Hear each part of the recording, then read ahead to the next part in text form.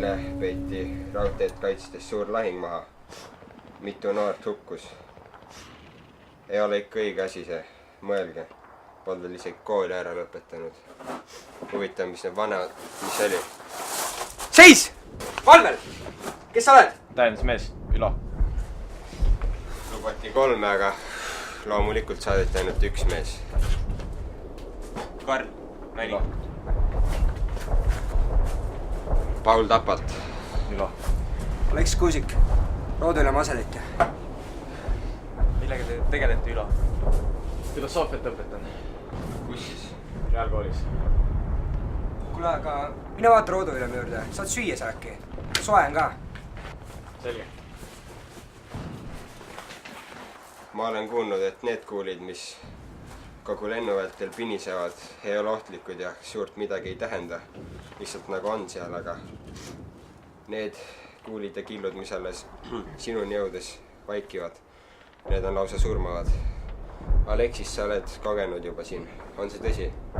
Jaa. Need kuulid on juba saanud kuskil kõvem pinna pealt rikošettimas. Ärme räägi sõjast. Räägi Aleksis, räägi endast. Ma olen Tallinna Poeglaste Gümnaasiumis õpetaja. Füüsika, matemaatika ja kosmograafia.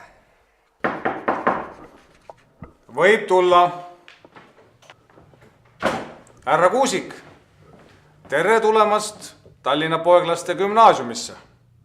Tahaksin mainida, kui suur au mul siin Tallinna Poeglaste Gümnaasiumis töövestlusel olla on. No seda hää kuulda. Aga härra Kuusik, rääkige nüüd endast lähemalt. Sündisin haritlaste perekonda. Võiksin öelda, et pedagoogika on mul veres. 1907. aastal lõpetasin Tallinna Aleksandri I gümnaasiumi ja läksin edasi Moskvasse ülikooli. Seal õppisin matemaatika ja füüsika teaduskonnas. Sain esmajärgu diplomi. Seejärel läksin matemaatika, füüsika ja kosmograafia õpetajaks. Härra Kuusik, te olete tubli mees. Ja paberid näutavad mulle, et te olete ka Eesti esimese üliõpilasseltsi looja ja tema esimese tunniskirja koostaja. On see nii? Tõepoolest. Aga millega te siis tegelesite pärast diplomi saamist? Peale koolidiplomi saamist läksin Lätimaale Valmeira reaalkooli ja tütarlapse gümnaasiumisse õpetajaks. Tuumhää. Ja võtsite osa ka esimesest ilmasõjast? Tõepoolest. Aga peale seda tulin tagasi kodumaale. Tallinnasse täpsemalt. Härra Kuusik. No aga miks te nüüd tahate nakata seda kooliõpetaja ametit pidama? See kool on nii väärikas. Siin on au töötada. Ma tahan panustada sellesse arengusse, mis siin toimub iga päev. Samuti nendesse õpilastesse. Ma tahan neist teha ausad, väärikad ja tublid inimesed. No tuda on hää kuulda. Härra Kuusik, mul on teile hää miil teada anda. Olete võetud vastu Tallinna Poeglaste Gümnaasiumisse õpetaja ametisse. Palju õnne! Aitäh teile! Head aega! Head aega!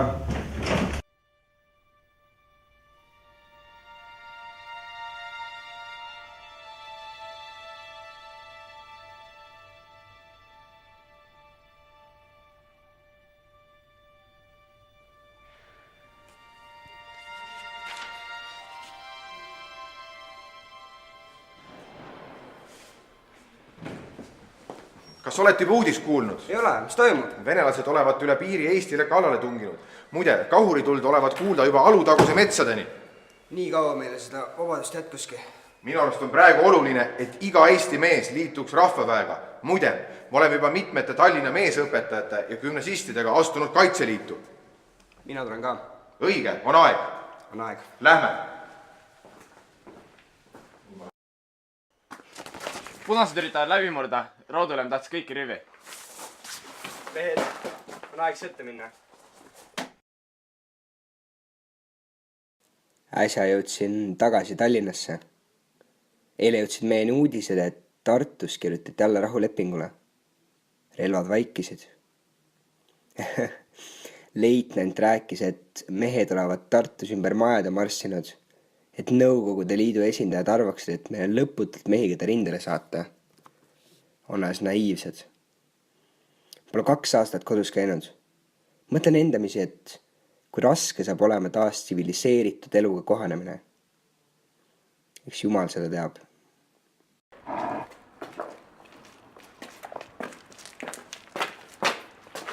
Härra Kuusik, teie.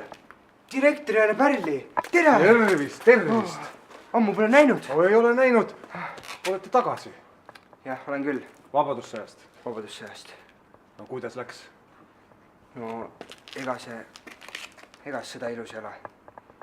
Aga elu tervise juures? Elu tervise juures, kõik, mina jäin terveks. No võt, see on hea. See on tähtis. See on hea ja nüüd saab eluga edasi minna. Teate, härra Kuusik, linnavalitsus otsib Tallinna Poeglaste gümnaasiumile uut direktorit, sest mina olen lahkumas. Aga mis te arvate? Praegu mõtlen küll, kui ma soovitaks teid?